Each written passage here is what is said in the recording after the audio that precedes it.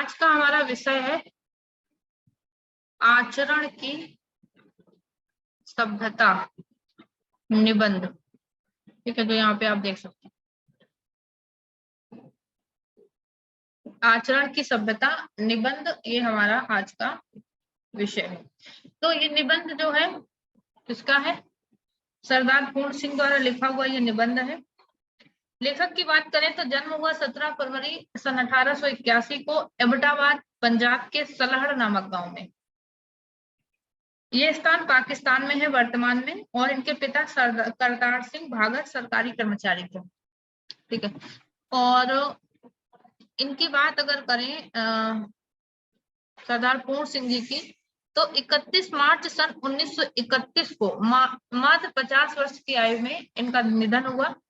हिंदी साहित्य में स्थान मात्र 6 निबंध लिखकर ही इनका एक तरह से आप कह सकते हो ये प्रथम पंक्ति के लेखकों में आ गए। केवल 6 निबंध ही लिखे इन्होंने।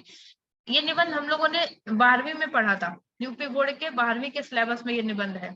ठीक है, इस सिलेबस में भी जोड़ा गया। इसका मतलब कुछ ना कुछ विशेषता है ना इस निबंध की, जो हर जगह हमें देखने को मिलता है। और पूर्ण सिंह जी हिंदी व पंजाबी के पाठकों में सम्मान लोकप्रिय है, और दार्शनिक व्यक्तित्व और विलक्षण कृतित्व भी इनका है।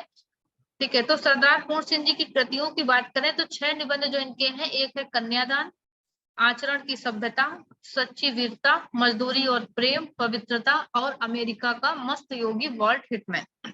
ठीक है, ये इनके 6 निबंध हैं।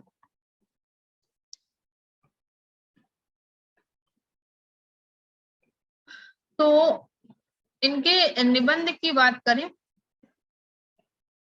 इस निबंध में लेखक ने आचरण की श्रेष्ठता का प्रतिपादन किया है। आचरण ही सर्वोत्तम है। आचरण की श्रेष्ठता का प्रतिपादन करते हुए आचरण को ही सर्वोत्तम बताया है। ठीक है, वो बताना चाहते हैं कि व्यक्ति की कथनी से ज्यादा करनी में व्यक्ति को विश्वास करना चाहिए। ठीक है, ये और उनके कहने का मतलब वो इसमें और भी चीजें बताते हैं कि मौन भाषा की तुलना में कहते हैं सामान्य भाषा से लेखक ने आचरण की श्रेष्ठता भी इसी निबंध में सिद्ध की है।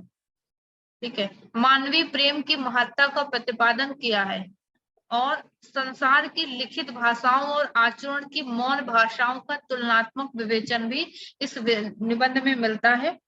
ठीक है, तो आते हैं इस निबंध के मूल पाठ पे हम लोग, क्योंकि हमारे लिए इम्पोर्टेंट है और मेरा बहुत अच्छा पसंदीदा निबंध है। हमने बहुत अच्छे मन से पढ़ा, इंटरमीडिएट में हमने इसको पढ़ा था, तो इसकी पंक्ति हमारे लिए सूक्तियां पढ़ा करते थे हम लोग, इसमें बहुत अच्छी अच्छी मिलेंगी। तो पढ़ते हैं। निबंध की शुरुआत होती है विद्या, कला, कविता,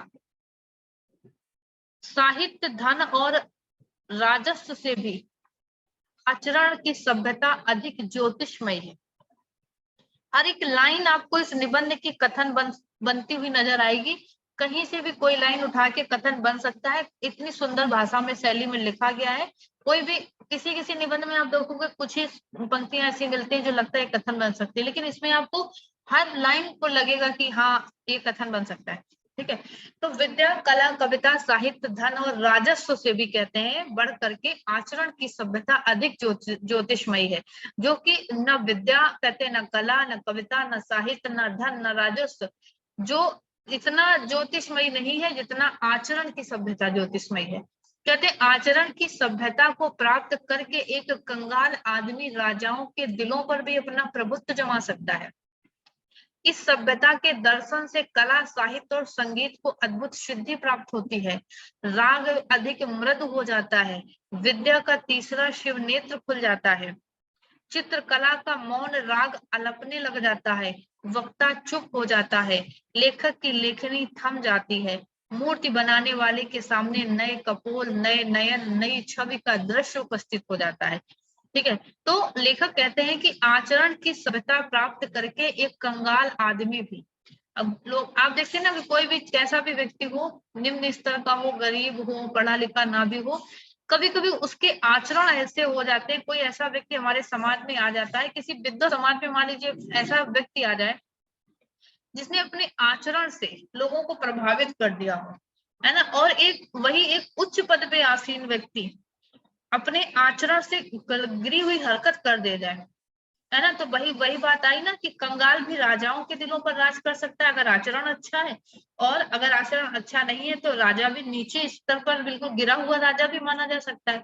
तो कहते आचरण ही ऐसा है जिससे ये व्यक्ति को ये सब कुछ प्राप्त हो सकता है। और कहते हैं इस सभ्यता के, किस सभ्यता की, आचरण की सभ्यता के दर्शन से कहते हैं व्यक्ति में कहते हैं कला साहित्य और संगीत को एक अद्भुत सिद्धि प्राप्त होती है।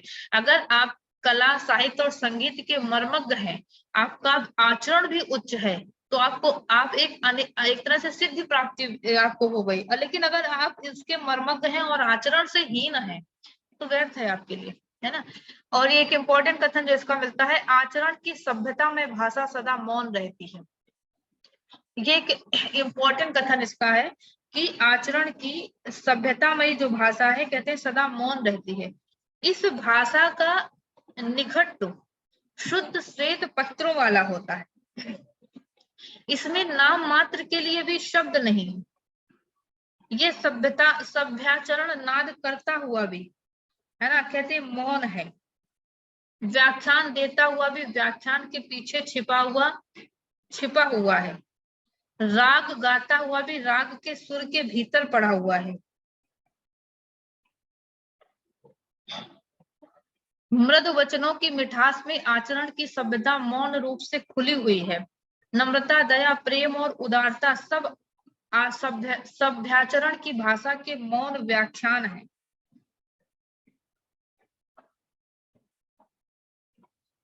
ठीक है। और कहते हैं मनुष्य के जीवन पर मौन व्याख्यान का प्रभाव चिरस्थायी होता है, उसकी आत्मा का एक अंग हो जाता है। तो लेखक कहते हैं कि आचरण के महत्व को बताते हुए कहते हैं कि आचरण की जो भाषा है मौन रहती, सदा मूक रहती है, उसका कोई शब्द कोश नहीं है। और उसके जो आचरण के उस व्यवहार से उसके माध्यम से क्या होता है कि क्यों आचरण हमें कैसे पता चलता है, कोई भाषा तो होती नहीं कि हमने आचरण सीख लिया और उसका हमने गुणगान किया, लेकिन आचरण व्यक्ति के व्यवहार से व्यक्ति उसके आचरण का पता चलता है। तो कहते हैं कि इसकी भाषा पूर्णतया मूक होती है, और एक मूक ध्वनि इसको कह सकते हो। सभ्यता का आचरण स्वयं को व्यक्त करता हुआ जो व्यक्ति होता है वो हमेशा मौन रहता है। कहते हैं न काला न पीला, नीला न पीला न सफेद, न पूर्वी न पश्चिम, न उत्तरी न दक्षिणी, बेनाम बेनिशान बेमकान, विशाल आत्मा के आचरण से मौन रूपणी सुगंधित सदा प्रसारित हुआ करती है। इसके मौन से प्रसूत प्रेम और पवित्रता धर्म सारे जगत का कल्याण करके विस्तृत होते हैं। इसकी उपस्थिति से मन और हृदय के ऋतु बदल जाते हैं। तीक्ष्ण गर्मी से जले भुने व्यक्ति आचरण के काले बादलों की बूंदाबांदी से शीतल हो जाते हैं। मानसोत्पन्न शरद ऋतु क्लेशातुर हुए पुरुष इसकी सुगंध में अटल वसंत के ऋतु के आनंद का पान करते हैं। आचरण के नेत्र एक अश्रु से जगत भर के नेत्र भीग जाते हैं। आचरण के नेत्र के एक अश्रु से कहते हैं जगत भर के नेत्र भीग जाते हैं। आचरण से आनंद नृत्य उन्मदिष्ण होकर वृक्षों और पर्वतों तक के हृदय नृत्य करने लगते हैं। आचरण के मौन व्याख्यान से मनुष्य को एक नया जीवन प्राप्त होता है। नए नए विचार स्वयं ही प्रकट होने लगते हैं। सूखे काष्ठ सचमुच ही हरे भरे हो जाते हैं। सूखे कूपों में जल भर जाता है। नए नेत्र मिलते हैं। कुल पदार्थों के साथ एक नया मैत्री भाव फूट पड़ता है। सूर्य जल वायु पुष्प पत्थर घास पात नर नारी बालक तक में कहते हैं एक शुद्ध पूर्व सुंदर मूर्ति के दर्शन होने लगते। ठीक है। तो सरदार पूर्ण सिंह जी कहते हैं कि आचरण की जो भाषा है मौन रूपी जो व्याख्यान है, कहते हैं कि इसमें इसके अंदर कहते हैं कि ना ये कोई इसका वो नहीं है कि ये पूर्व पश्चिम उत्तर दक्षिण ना काला नीला पीला, कहते कुछ भी इसका रूप नहीं स्वरूप नहीं, ना कोई निशान ना कोई मकान। ये क्या है आत्मा के आचरण से मौन रूपणी सुगंधित सदा, यानी कि हमारे आचरण से ही कहते हैं एक तरह से हमारे मौन रहकर भी हमारे आचरण हमारे व्यवहार का सुगंध निरंतर प्रसारित होती रहती है। और वही सुगंध उसी से वो कहते सारे धार्मिक कार्य सबका कल्याण के रूप में देखने को मिलता है ना। तो आगे ये कहते हैं आचरण की व्यवहार आचरण की उस मुख भाषा का परिणाम है। और कहते हैं एक और इम्पोर्टेंट ये लाइन जो सूक्ति कह सकते हो इस निबंध की, कि मौन रूपी व्याख्यान की महत्ता इतनी बलवती, इतनी अर्थवती, इतनी प्रभावती होती है कि उसके सामने क्या मातृभाषा, क्या साहित्य भाषा और क्या अन्य देश की भाषा सबकी सब तुच्छ प्रतीत होती है। ठीक है, और अन्य कोई भाषा दिव्य नहीं, केवल आचरण की मौन भाषा ही ईश्वरी है।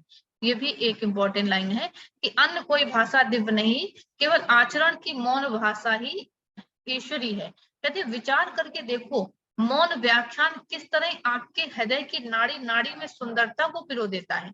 वह व्याख्यान ही क्या जिसने हृदय की धुन को, मन के लक्ष्यों को ही न बदल दिया। चंद्रमा की मंद मंद हंसी का, तारागण के कटाक्षपूर्ण प्राकृतिक मौन व्याख्यान का प्रभाव किसी कवि के दिल में घुसकर देखो। सूर्यास्त होने के पश्चात श्री केशव चंद्र सेन और महर्षि देवेंद्रनाथ ठाकुर ने सारी रात एक क्षण की तरह गुजार दी। कहते ये तो कल की बात है। कमल और नरगिस में नयन देखने वाले नेत्रों से पूछो कि मौन की व्याख्यान की प्रभुता कितनी दिव्य है। ठीक है, तो लेखक यहाँ ये बताना चाहते हैं कि जो मौन रूपी व्याख्यान की जो भाषा होती है, कहते हैं कि उस इतनी वो अर्थवती, इतनी बलवती और इतनी प्रभावती होती है। यानी उसमें इतना, उस मौन व्याख्यान की भाषा में इतना अर्थ होता है, इतना प्रभाव होता है कि उसके सामने किसी भी प्रकार की भाषा का कोई महत्व नहीं, चाहे वो मातृभाषा ही क्यों ना हो, चाहे वो साहित्य भाषा ही क्यों ना हो, सभी तुच्छ प्रतीत होती है। केवल जो भाषा है दिव्य है, ईश्वरी है, वो आचरण की भाषा ही वो दिव्य है। कहते हैं कि इसी कारण कहते हैं संसार की, क्यों कहा कि वो दिव्य है, क्योंकि संसार की जो अन्य भाषाएं हैं वो मनुष्य द्वारा निर्मित है, मानव निर्मित है ना। लेकिन जो मौन रूपी व्याख्यान है, जो आचरण की भाषा है, वो एक तरह से आप ईश्वरी इसीलिए कहा गया, वो किसी से निर्मित नहीं है, वो संसार से परे है। और कहते हैं कि इसका प्रत्यक्ष रूप हमें भले ही ना दिखाई पड़े, लेकिन आप जब इसको महसूस करोगे, उस व्याख्यान को, उस मौन भाषा को, तो कहते हैं उस मौन की प्रभुता उसकी कितनी दिव्य है वो आपको महसूस होगा। जैसे कि रात में चांद और तारों का दिया कि मंद मंद मुस्कुराते हुए, उस मौन को आप जब महसूस करेंगे, कवि महसूस करता है, तब आप देखो कि उस मौन का व्याख्यान कैसा होता है। तो कवि वही यहाँ पे बताना चाहता है कि मानवीय प्रेम की महत्ता का प्रतिपादन किया यहाँ पे।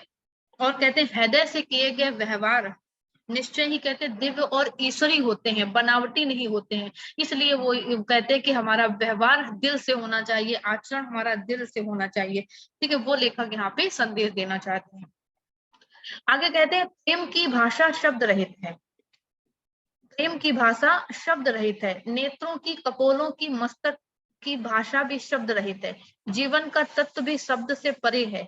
सच्चा आचरण प्रभावशील, अचल, स्थित, संयुक्त आचरण ना तो साहित्य के लंबे लंबे व्याख्यानों से गढ़ा जा सकता है, ना वेदों की श्रुतियों के मीठे उपदेश से, ना अंजील से, ना कुरान से, ना धर्म चर्चों से, ना केवल सत्संग से। जीवन के अरण में धसे हुए पुरुष पर प्रकृति और मनुष्य के जीवन के मौन व्याख्यानों के यत्न से सुनार के छोटे हथौड़े की मंद मंद चोटों की तरह आचरण का रूप प्रत्यक्ष होता है। ठीक है, इस लेखक कहते हैं प्रेम की भाषा शब्द रहित है। ये भी एक महत्वपूर्ण उक्ति है, सूक्ति कह सकते हो, कि प्रेम की भाषा कैसी है, शब्द रहित है, कोई शब्द नहीं उसमें। कहते हैं कि ना नेत्रों की, कपोलों की, मस्तिष्क की, कपोल मतलब गालों की, मस्तिष्क की भाषा भी कैसी है, शब्द रहित होती है। नेत्रों की भाषा भी लोग कहते हैं ना कि नेत्रों में बात की, आंखों में बात की, आंखों में बात की, तो ये क्या है, शब्द रहित भाषाएं होती हैं। तो लेखक कहते हैं कि जीवन का तत्व भी क्या है, शब्द से परे है। शब्दों से परे ही जीवन का वास्तविक सत्य तत्व क्या है, जो शब्दों से परे हो। और कहते हैं जो सच्चा आचरण है, जो सच्चा व्यवहार है, वो प्रभावशील, अचल, स्थिर, संयुक्त आचरण। कहते हैं कि सच्चा आचरण या सच्चा व्यवहार, कहते हैं ना तो हम साहित्य के लंबे व्याख्यानों से उसको बना सकते हैं, न गढ़ सकते हैं, न किन्हीं वेदों से, न किसी श्रुतियों से, न किसी उपदेशों से मीठे मीठे, न किसी धार्मिक ग्रंथों से, न सत्संग से। ऐसे आचरण को हम बना नहीं सकते, क्योंकि वो आचरण आंतरिक होता है, वो व्यवहार आंतरिक होता है। ठीक है, इसलिए कहते लिखते हैं लेखक की प्रकृति और मनुष्य के जीवन के मौन व्याख्यान के यत्न से सुनार के छोटे हथौड़े की मंद मंद चोटों की तरह आचरण का रूप प्रत्यक्ष होता है ना। कहते हैं जैसे सुनार अपने छोटे छोटे हथौड़े से धीरे धीरे चोट करते हुए एक सुंदर स्वरूप को गढ़ता है, इसका एक बहुत मूल्य हो जो मूल्यवान होता है। कहते हैं कि वैसे ही आचरण का भी जो स्वरूप है, उसी हथौड़े की भांति थोड़े थोड़े चोटों से वो आचरण का वो रूप तैयार होता है, जो न वेदों से, न पुराणों से, न उपदेशों से हो सकता है। ठीक है, आगे कहते हैं बर्फ का दुपट्टा बांधे हुए हिमालय इस समय तो अति सुंदर है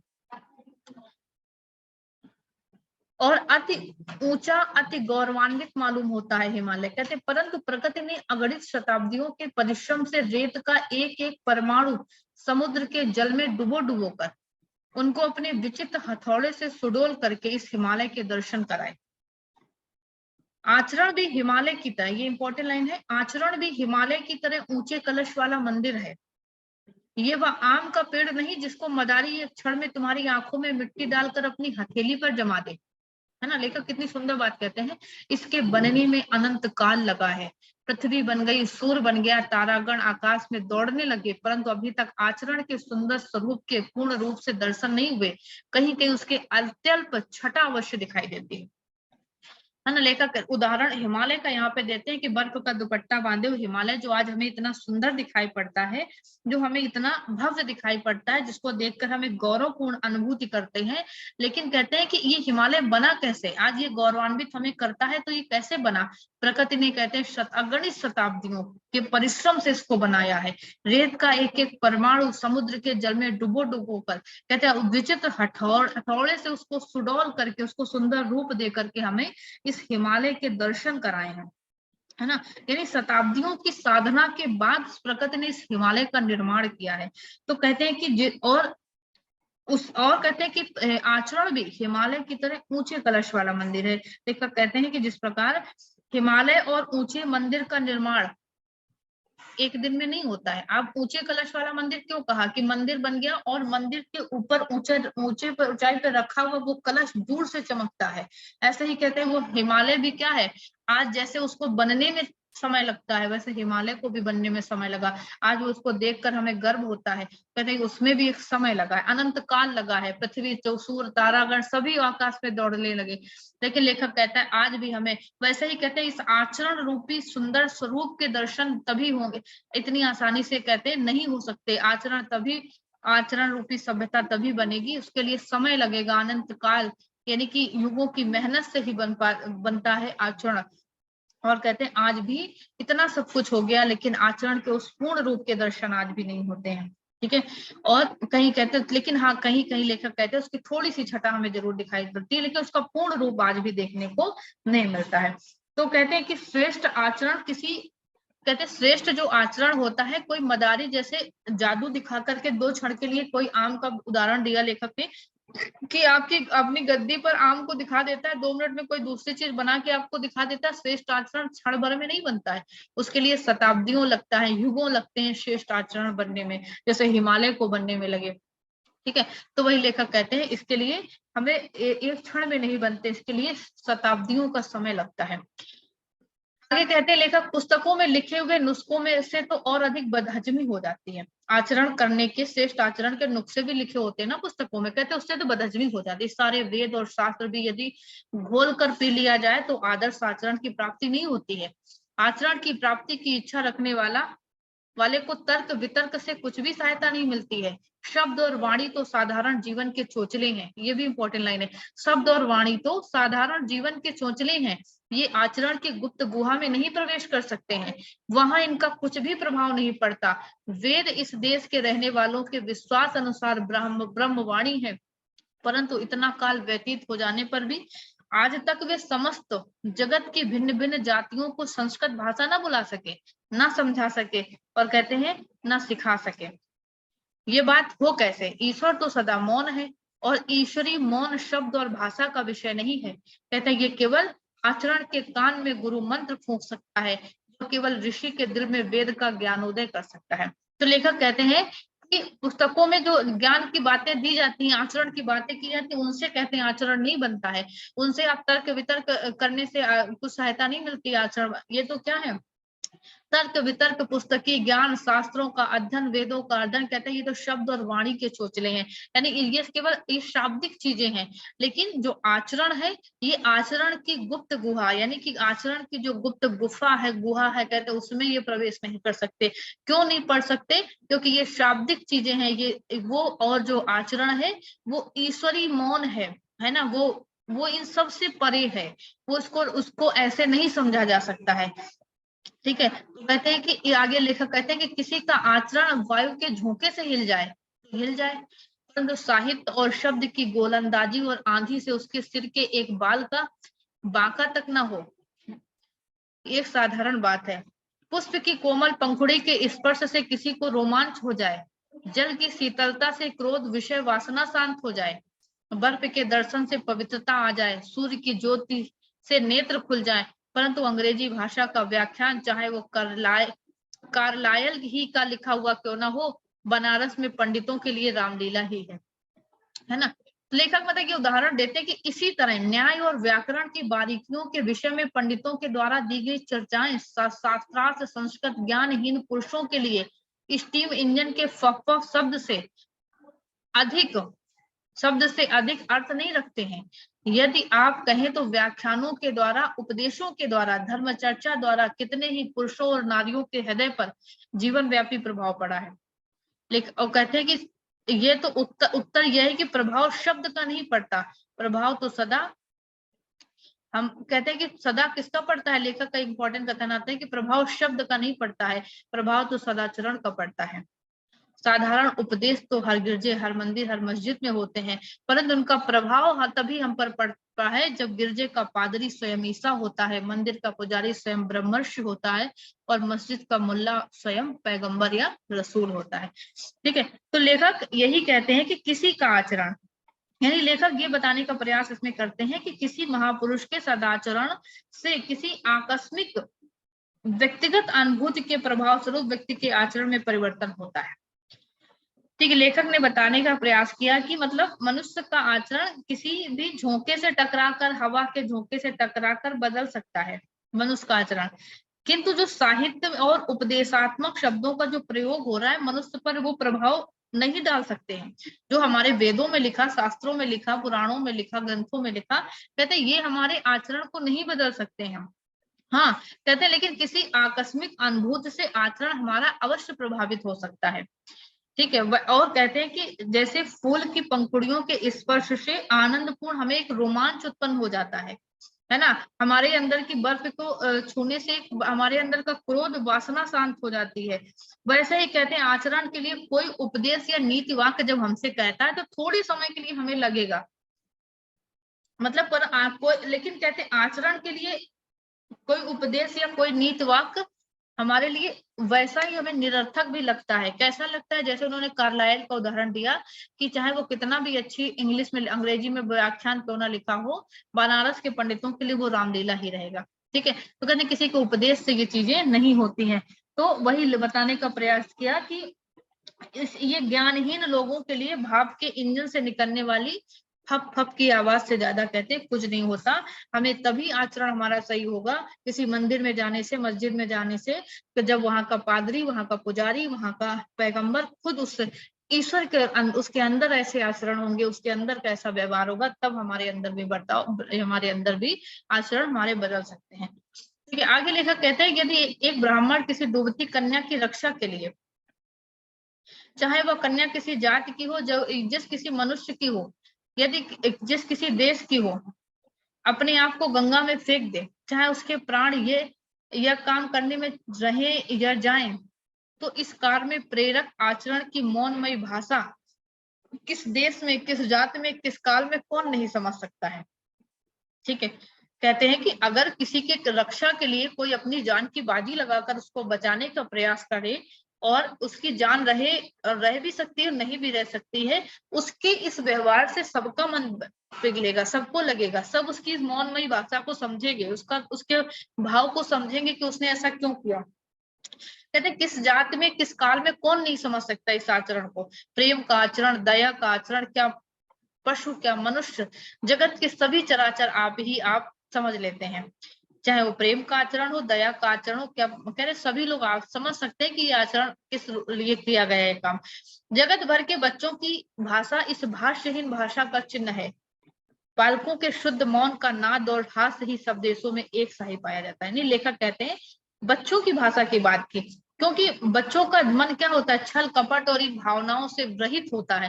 कहते उनकी जो भाषा है वो भाष्यहीन भाषा है, शब्द रहित भाषा है, और उनका जो मौन है, मौन का नाद है, वो आप देखेंगे हर देशों में बच्चे उसी तरह मौन रहते हैं, उसी तरह हंसते हैं, उसी तरह रोते हैं। कहते वो भाषा जरूर शुद्ध भाषा कह सकती है। और आगे लेकर कहते हैं कि मनुष्य का जीवन इतना विशाल है कि उसमें आचरण को रूप देने के लिए नाना प्रकार के ऊंच नीच और भले बुरे विचार, अमीरी गरीबी, उन्नति और अवनति इत्यादि सहायता पहुंचाते हैं। पवित्र ये भी इंपॉर्टेंट कथन है कि पवित्र अपवित्रता उतनी ही बलवती होती है जितनी की पवित्र पवित्रता। जो कुछ जगत में हो रहा वह केवल आचरण के विकास के अर्थ में हो रहा है।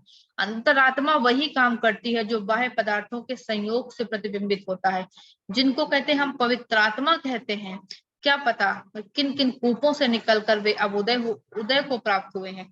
जिनको हम धर्मात्मा कहते हैं, क्या पता किन किन अधर्मों को कर वो धर्म ज्ञान पा सके हैं।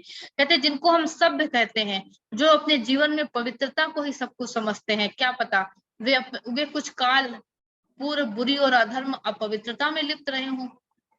अपने जन्म जन्मांतरों के संस्कारों से भरी हुई अंधकार में कोठरी से निकलकर ज्योति और स्वच्छ वायु से परिपूर्ण खुले हुए देश में जब तक अपना आचरण अपने नेत्र न खोल चुका हो, तब तक धर्म के गूढ़ तत्व कैसे समझ में आ सकते हैं। कहते नेत्र रहित को सूर्य से क्या लाभ। लेखक ऊपर जो बताता है कि यानी कि मनुष्य का जीवन इतना विशाल है कि उसमें आचरण को रूप देने के लिए नाना प्रकार के उच्च नीच भले बुरे विचार इसकी उन्नति और अवनति में सहायता पहुंचाते हैं। यानी कहते हैं पवित्र अपवित्रता उतनी ही बलवती होती है जितनी पवित्र पवित्रता है। मतलब कि जो भी व्यक्ति आज जगत में अच्छा आचरण कर रहा, कल पता नहीं वो कैसा कार्य करके अच्छा बना हो, किन किन गंदी जगहों से होकर के वो आया हो, कैसे कैसे गलत कार्य करके वो आपको आज धर्म के उपदेश दे रहा हो, कितने अधर्म काम करने के बाद। तो कहते हैं जिनको हम सभ्य कहते हैं वे अपने जीवन में पवित्रता को ही सब कुछ समझते हैं। क्या पता वे कुछ काल पूर्व अधर्म और अपवित्रता में रहे हों। अंधकार में कोठरी से निकलकर वो अपने आचरण कहते हैं कि वायु से परिपूर्ण खुले हुए देश में जब तक अपना आचरण अपने नेत्र न खोल चुका हो, तब तक धर्म के गुण तत्व को कैसे समझ सकते हैं। आगे कहते हैं बताते हैं क्यों नहीं समझ सकता, क्योंकि नेत्र रहित को सूर्य से क्या लाभ। कहते हैं जिसके नेत्र नहीं है, सूर्य निकले ना निकले उसको क्या लाभ। कविता साहित्य पीर पैगंबर गुरु आचार्य ऋषि आदि के उपदेशों से लाभ उठाने का यदि आत्मा में बल नहीं तो उनसे क्या लाभ है। कहते हमारे अंदर जब इस कविता का समझने की सामर्थ्य ही नहीं है, ज्ञान ही नहीं है, हम कितनी भी अच्छी कविता पढ़ रहे हैं आपके समझ ही नहीं आएगी, आपको क्या मतलब उससे। साहित्य की कितनी भी अच्छी बातें कर जाए, जब आपको साहित्य में इंटरेस्ट ही नहीं है उसका क्या मतलब है। तो कहते जब तक के जीवन का बीज पृथ्वी के मलमूत्र के ढेर पर पड़ा है, अथवा जब तक वह खाद की गर्मी से अंकुरित नहीं हुआ है, प्रस्फुटित होकर उससे दो नए पत्ते ऊपर नहीं निकल आए, तब तक ज्योति और वायु किस काम के। कहते हैं कहते वह आचरण ही धर्म संप्रदायों के अनुचित शब्दों को सुनाता है। हम में कहा जब वही नहीं तब फिर क्यों ना ये वह आचरण ही धर्म संप्रदायों के अनुच्चारित शब्दों को सुनाता है। कहते जब हम ही नहीं तब फिर क्यों ना ये संप्रदाय हमारे मानसिक महाभारतों का कुरुक्षेत्र बने। क्यों ना अप्रेम अपवित्र हत्या और अत्याचार इन संप्रदायों के नाम से हमारा खून करें। कोई संप्रदाय आचरण रहित पुरुषों के लिए कल्याणकारी नहीं हो सकता है। और कहते सच्चा साधु धर्म को गौरव देता है, धर्म किसी को गौरवान्वित नहीं करता है। ये भी इनकी इंपॉर्टेंट पंक्ति है कि अगर कहते हैं कि वह आचरण ही धर्म संप्रदायों के अनुच्चारित शब्दों को सुनाता है, हम में कहा जब वही नहीं तब फिर क्यों ना हम संप्रदाय और मानसिक महाभारतों का कुरुक्षेत्र बने। यानी कि कहते हैं जब हमारे अंदर वो आचरण ही नहीं, वो व्यवहार ही नहीं, वो प्रेम ही नहीं, वो पवित्रता ही नहीं, तो हम क्यों ये सब व्यर्थ की बातों में पड़े हुए हैं जब हम उस योग्य ही नहीं। और कहते हैं कोई भी धर्म किसी को गौरवान्वित नहीं करता है। सच्चा साधु कहते हैं धर्म को गौरव नहीं देता है, चाहे कितना भी सच्चा साधु हो, धर्म उसको गौरव नहीं, धर्म को वो गौरव नहीं देता। धर्म, सच्चा साधु कहते हैं धर्म को गौरव देता है, धर्म किसी को गौरवान्वित नहीं करता। यानी जिसका आचरण सच्चा है, जिसका व्यवहार सच्चा है, जिसका मन सच्चा है, जिसके, तो कहते हैं वो धर्म को गौरवान्वित करता है। धर्म कोई किसी को गौरवान्वित नहीं करता है। और कहते हैं आचरण का विकास जीवन का परम उद्देश्य है। आचरण के विकास के लिए नाना प्रकार की सामग्रियों का जो संसार संभूत शारीरिक, प्राकृतिक, मानसिक और आध्यात्मिक जीवन में वर्तमान है, उन सब की क्या एक एक पुरुष, क्या एक एक जाति के आचरण के विकास के साधनों के संबंध में विचार करना होगा। यानी कहते हैं कि आचरण का विकास ही हमारे जीवन का परम उद्देश्य होना चाहिए। और जो हमारे सामने संसार में आचरण के विकास की सामग्रियां उपलब्ध हैं, चाहे वो शारीरिक, मानसिक, प्राकृतिक, आध्यात्मिक जो भी हैं, उनके संबंध में हमें एक बार विचार करना होगा कि आचरण के विकास के लिए जितने कर्म हैं, उन सबको आचरण के संगठनकर्ता धर्म के अंग मानना पड़ेगा। चाहे कोई कितना भी बड़ा महात्मा क्यों ना हो जाए, वह निश्चय पूर्वक ये नहीं कह सकता कि यूं ही करो और किसी तरह ना करो, है ना। कहते कोई कितना बड़ा महात्मा हो जाए, वो किसी बात को दावे से नहीं कह सकता कि ऐसा ना करो, ऐसे ही करो। आचरण की सभ्यता की प्राप्ति के लिए वह सबको एक पथ नहीं बता सकता। यानी कि कोई भी महात्मा है, वो अगर कोई किसी को ज्ञान दे रहा है तो सबको एक ही रास्ता नहीं बता सकता कि आप ऐसे ही करके आप यहाँ तक पहुंच सकते हो, सबके लिए अलग अलग होगा। आचरणशील महात्मा स्वयं भी किसी अन्य की बनाई हुई सड़क से नहीं आया, उसने अपनी सड़क स्वयं ही बनाई थी। यानी कि अगर हमें आचरणवान बनना है तो हमें अपना रास्ता खुद बनाना होगा। कहते हैं वो, जैसे वो महात्मा कहते हैं जो आचरणशील महात्मा है, उसने स्वयं अपनी सड़क बनाई, इसी से उसके बनाए हुए रास्ते पर चलकर हम भी अपने आचरण को आदर्श के ढांचे में नहीं ढाल सकते। क्यों नहीं ढाल सकते? क्योंकि वो किसी की बनाई सड़क से नहीं आया था, उसने खुद अपना मार्ग बनाया था। कहते हमें अपना रास्ता अपने जीवन की कुदाली से कि एक एक चोट से रात दिन बनाना पड़ेगा और उसी रास्ते पे हमें चलना पड़ेगा। हर किसी को अपने देश कालानुसार राम प्राप्ति के लिए अपनी नैया आप ही बनानी पड़ेगी और आप ही चलानी पड़ेगी। यानी अपने आप को आचरणशील बनाने के लिए आपको ही प्रयत्न करना होगा और कोई आपको नहीं रास्ता दिखा सकता। और कहते यदि मुझे ईश्वर का ज्ञान नहीं तो ऐसे ज्ञान का क्या प्रयोजन? जब तक मैं अपना हथौड़ा ठीक ठीक चलाता हूँ, कहते जब तक मैं अपना हथौड़ा ठीक ठीक चलाता हूँ, रूपहीन लोहे को तलवार के रूप कर देता हूँ। जब तक मुझे ईश्वर, यदि ईश्वर का ज्ञान नहीं तो नहीं होने दो, उस ज्ञान से मुझे प्रयोजन ही क्या? जब तक मैं अपना उद्धार ठीक और शुद्ध रीत से किए जाता हूँ, तब तक यदि मुझे आध्यात्मिक पवित्रता का ज्ञान नहीं होता तो ना होने दो। उससे सिद्ध ही क्या हो सकती है? जब तक किसी जहाज के कप्तान के हृदय में इतनी वीरता भरी हुई है कि वह महाभयानक समय में अपने जहाज को नहीं छोड़ता, तब तक यदि वह मेरी तेरी दृष्टि में शराबी और शैण है तो उसे वैसा ही होने दो। कहते उसकी बुरी बातों से हमें प्रयोजन ही क्या? आंधी हो, बर्फ हो, बिजली की कड़क हो, समुद्र का तूफान हो, वह दिन रात आंखें खोलकर अपने जहाज की रक्षा के लिए जहाज के पुल पर घूमता है और अपने धर्म का पालन करता है।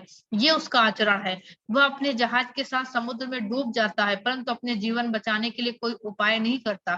क्या उसके आचरण का ये अंश मेरे तेरे बिस्तर और आसन पर बैठे बिठाए हुए निरर्थक शब्दों के भाव से कम महत्व का है? तो लेखक यही चीजें इस निबंध में बताने का प्रयास करते हैं, ठीक है, कि मनुष्य के जीवन को इस तरह से उन्होंने बताने का प्रयास किया कि आचरण ही है जो हमें एक तरह से आगे ले जा सकता है और आचरण ऐसे नहीं बन सकता है जैसे हम बनाना चाहें। ठीक है, तो आज से 2-3 मिनट बचे, पूरा निबंध हो नहीं पाएगा, अभी 2 पेज के आसपास, 1.5 पेज के आसपास है। ठीक है, कितना बचा है? हाँ, तो कल हम लोग इसको शेष करते हैं। ठीक है।